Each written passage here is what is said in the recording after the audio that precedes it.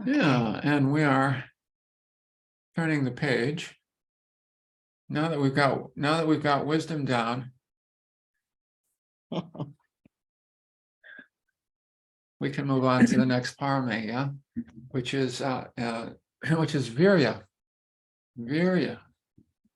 energy. It's the next parame. And we'll be spending the month on that, on virya.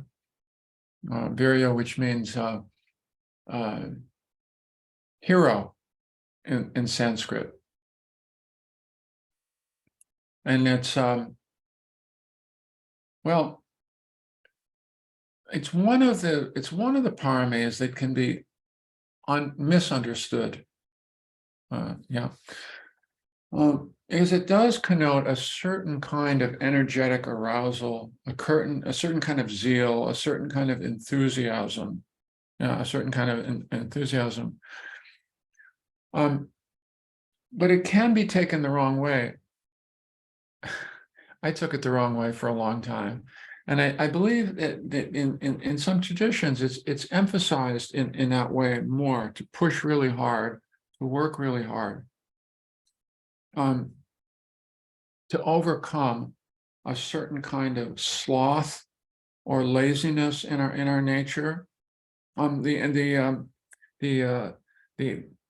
opposites of Zirya are sloth. Interesting, sloth and defeatism. Sloth and defeatism. You know, that sense of you know, that you know, it's the low energy, but also the mental low energy that comes with it. Like, oh, what's the point? What's the point of this practice anyway? I'm just a mess, and you know, my karma is too big. There's too much to overcome here. That attitude. Virya is considered to be that energy of the continuity, the kind of the energy to keep going with the practice. And one of the first moves that is discussed in energy is more the arousal to practice regularly. Interestingly, you know, to not make excuses to not practice. There's written about this, to not say, well, someday I'll get to it. Not today. And to say, no, really, it's about staying on with it in a regular way, not in a crazy regular way, not in an obsessive, right, drilling down, intense way, which is how it can be misunderstood. The path of the warrior. I need to get out there with and cut through the defilements, keep suffering away, overcome. I need to overcome. It's not about overcoming in that way. It's not creating more armor on top of the armor that we already have erected during the course of our lives. Well, we've all created certain armoring in order to be on this planet. When we were kids, they're called defenses. We have our ways of protecting ourselves. There's the cage around the heart, the cage around some of our feelings, right? And maybe we needed those, at certain points in our lives to take care of ourselves. But in Buddhism, those are also considered to be the armors that keep us from coming fully alive, from loving fully, from trusting more deeply when it's right to trust, from beginning to open. So to a certain extent, and a very real extent, virya, the energetic work of the practice is to begin to dismantle some of that armoring that no longer serves us. And the hero's journey is more the one it's an opening, is an unarmoring or de-armoring, if you will. And that does take a persistent kind of effort. We can say softening and allowing all day long, but it takes effort. It takes a certain orientation. It doesn't just happen by itself. The loosening of some of our armoring doesn't just happen by itself.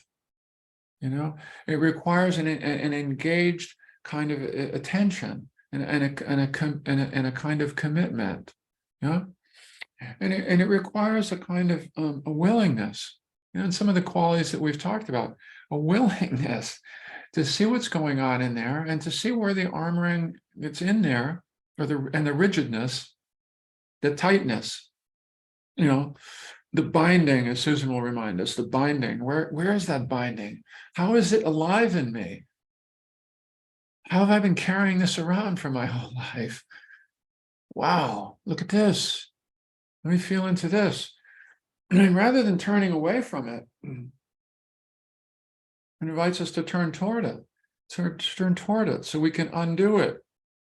We can't undo our armoring until we have the courage to begin to turn toward what's difficult and to begin to invite it into our contemplation, and to begin to, what does it really mean to soften around stuff that I have not yet softened around? Yeah. I love this poem. It's a favorite poem of mine by Emily Hirschfield, which speaks to this. Actually, it speaks to what I would suggest is the wrong kind of understanding of Virya, and the right kind of understanding of Virya is captured in this little poem. Okay. Even now, this is someone who's been practicing a long time, decades, Jane Hirschfield. Even now, decades after, I wash my face with cold water. This is for early morning meditation practice. This is very common in Zen. I did that for years. Splash water in your face early in the morning to help wake up in the morning. Because in Zen centers, they don't have coffee. It's not allowed. Or maybe it is these days. It wasn't when I was practicing Zen. Even now, decades after, I wash my face with cold water.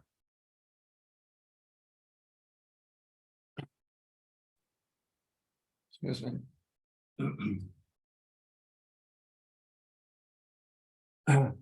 Not for discipline, nor memory, nor the icy awakening slap, but to practice choosing to make the unwanted wanted. Oh, this is beautiful. This really captures something about the direction. Right virya. It captures right virya. What is the kind of energy that we want to bring to our practice? You see, not for discipline, not to go, and I was to splash water in my face and come on, buddy, wake up, wake up. Literally, I would speak to myself in that way as I was splashing water in my face. And she did that too. She no longer does it for that reason. Yeah.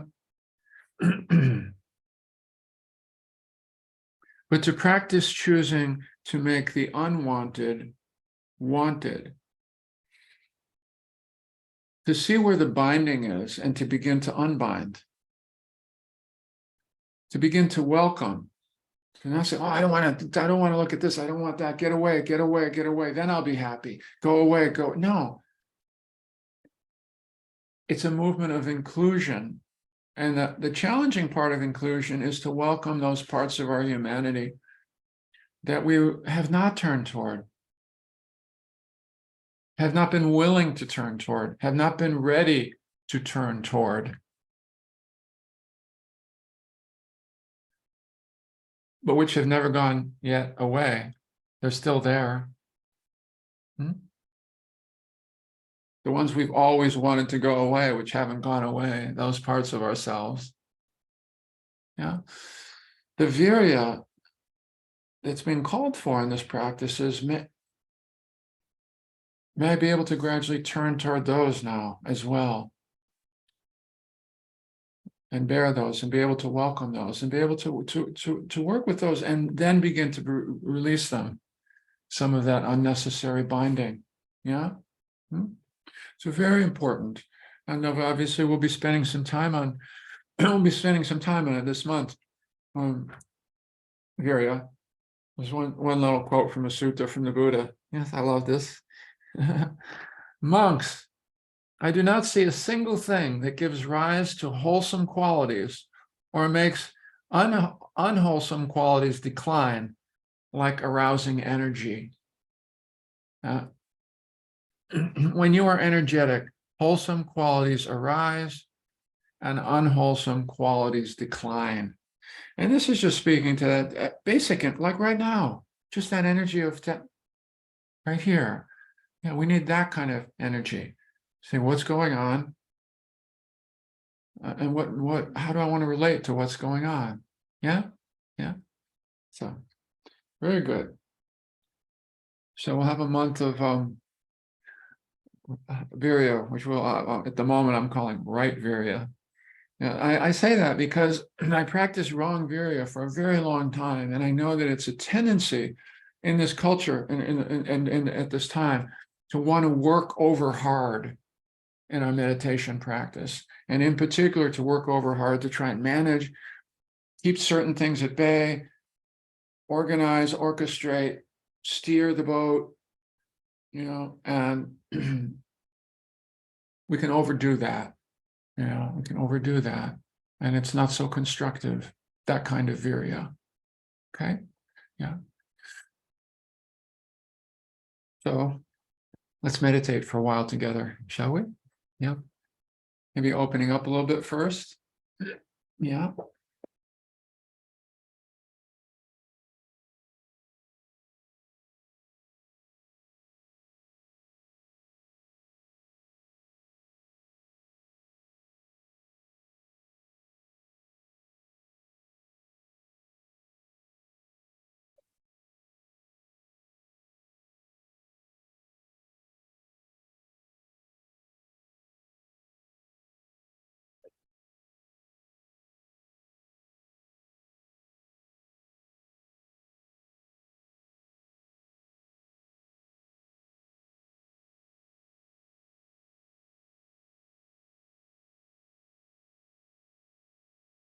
And gradually orienting toward settling.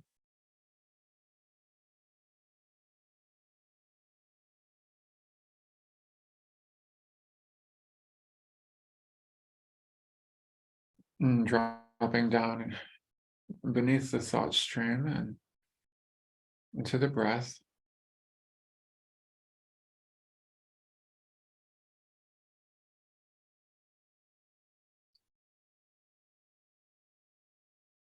The movement of the breath, the flow of the breath.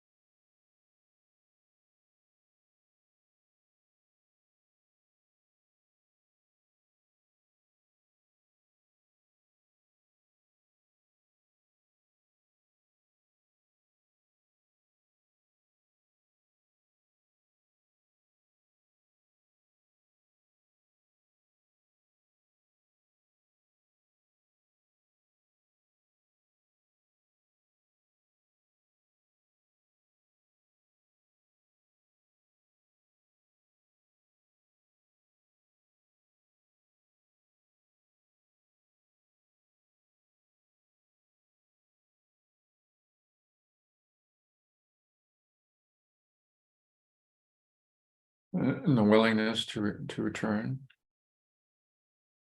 to the breath and to the present moment when the mind has wandered away.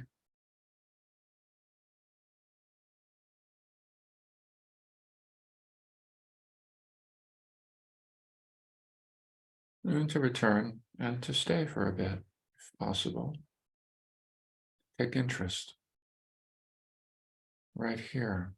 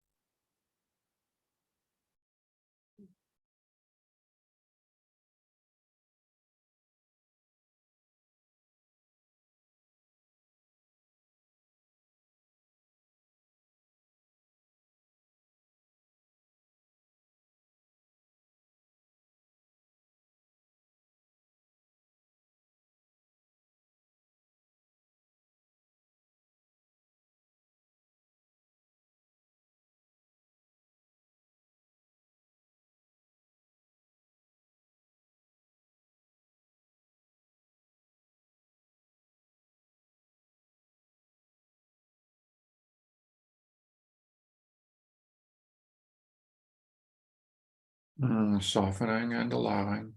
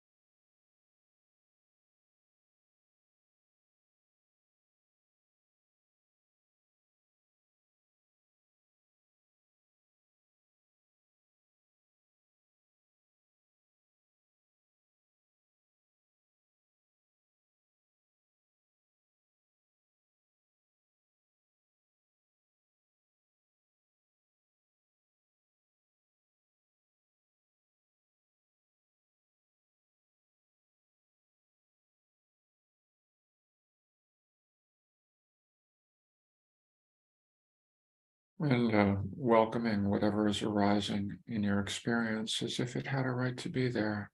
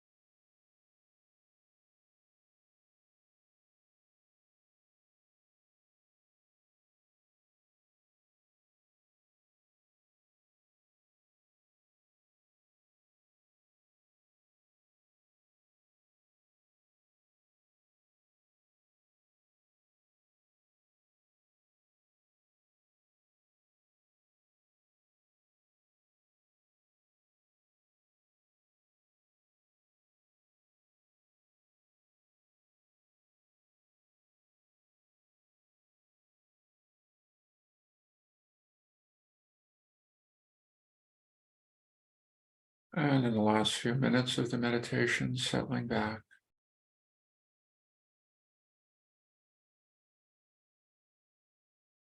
receptive,